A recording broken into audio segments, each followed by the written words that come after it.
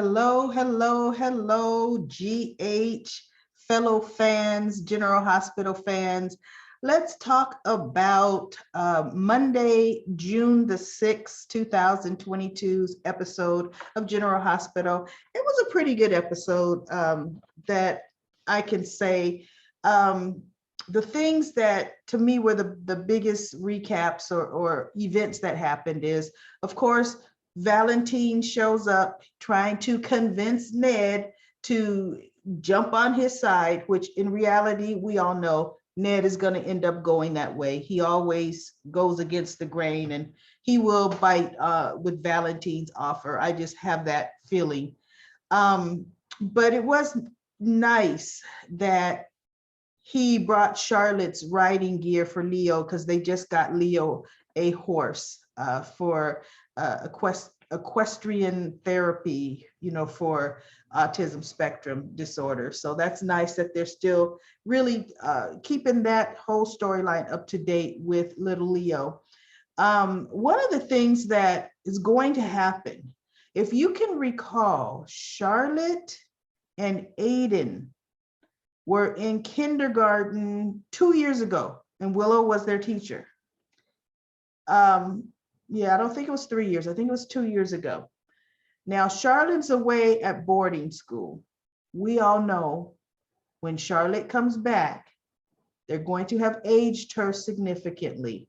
She will no longer be the age of little Aiden. She is going to truly be a teenager going through teenage things.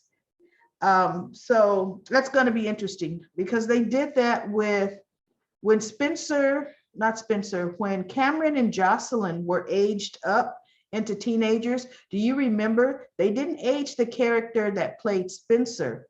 They were his summer camp counselors. He was still that little precocious Spencer, that adorable little actor.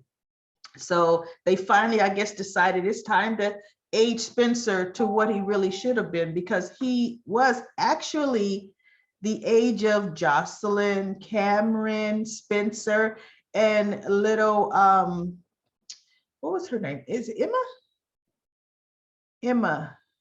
Emma Drake.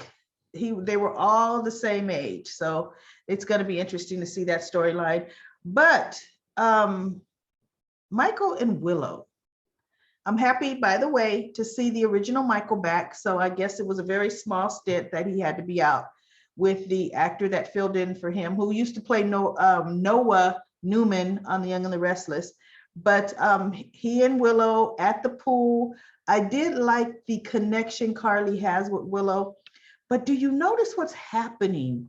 What's happening with Willow is everybody's noticing she's looking tired. She got a little lightheaded at the courthouse on Thursday. So we got one or two things going on. Willow's pregnant or she's sick. I would definitely see them. I see them expanding Willow and Michael's family. They're definitely young parents.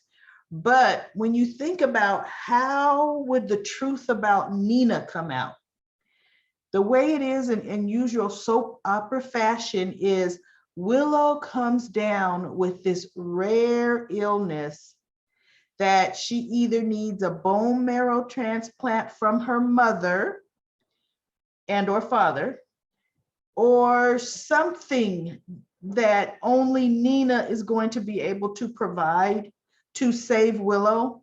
And what's going to happen is Carly is going to end up saying, hey, Willow is your daughter. Willow, you have a donor. It's Nina, she's your mother. It'll end up saving the day if they go that route. But then Willow would be like, you mean you knew all this time and you didn't tell me? And then Nina would be able to play the victim again. That, oh, once again, Carly kept a secret of who my daughter was, even though she kept Sonny away for 9 months. So like I said in one of the other videos, I feel that secret about Willow and Nina has a good 9 months. And then we could call them even. But anyway, that's going to be interesting. They are definitely building a storyline with Willow, and I'm going to see how that's going to play out. Love to talk about that when it happens. But we've got Finn, who came to visit Elizabeth against her will, even though she says, I need to heal. Please don't come visit me. Not only does he come visit her, he brings her flowers. Wow. So, I mean, we understand he cares about her and he misses her, but she needs to get the help that she needs. One of the things that's starting to come out is, what is her trigger? Those sleeping pills were the cause of the sleepwalking and disassociation, but something else had to have happened. There had to be a trigger.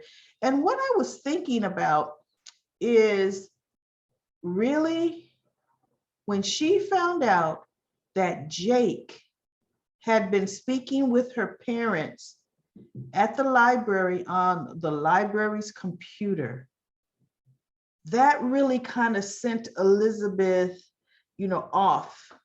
And we all know there was some definite troubling times for her when she was a teenager, in regards to her parents. So that's going to be interesting. I really feel that that's going to be the catalyst, especially now in today's episode. Finn and maybe Laura were talking, and they said, well, maybe somebody needs to call and let her parents know what's going on. Then I really think we're going to get to the bottom of what is going on with Elizabeth. So that to me was pretty much all. I mean, yes, they had Marshall and Curtis and talking, and Marshall said he was diagnosed with schizophrenia. And so we'll see how that's going to play out, because as we know, he's on medication for it to keep it in check. So we have to make sure. I don't know, I'm kind of seeing some episodes maybe happening to Marshall while he's living in the house. With Curtis. I don't know.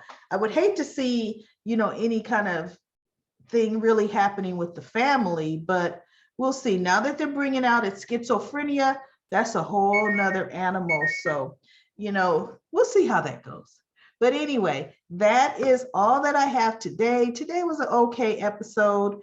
I would really like storylines to heat up, and I kind of think they're putting some into play now for us to have going on over the summertime. So with that being said, everyone, I look forward to coming back tomorrow with the episode for Tuesday, June the 7th. Please like the video if you liked it. Subscribe to my YouTube channel. Click subscribe, and also ring that notification bell so that you can get notified every time I do a video. Have a great evening.